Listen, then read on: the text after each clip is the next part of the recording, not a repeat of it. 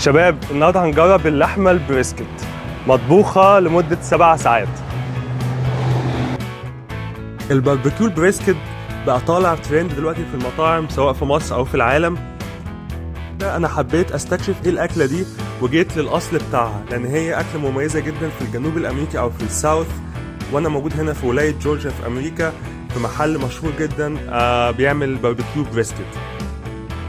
البريسكت ده بيبقى قطعية معينة أو جزء معين من اللحم البقري زي ما متوضح هنا في الصورة، ونتيجة لأن الجزء ده من اللحمة بيبقى فيه الأنسجة فيه تقيلة شوية لأن فيها نسبة كولاجين عالية، بيبقى الطبخ بتاعه أو الشوي بتاعه صعب جدا. عشان كده الطريقة اللي بيعملوه بيها إن هو بيتسوى على نار هادية على خشب أو على فحم لمدة 7 ساعات أو أكتر.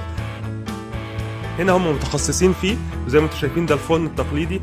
نجرب بقى نشوف الأكل طلع عامل إزاي. بصراحة طريقة الطبخ دي جميلة جدا جدا، اللحمة كانت طرية ومطبوخة بشكل رائع. بصراحة أنصحكم تجربوه، بس لازم يكون في مطعم متخصص فيه أو بيعمله بطريقة كويسة.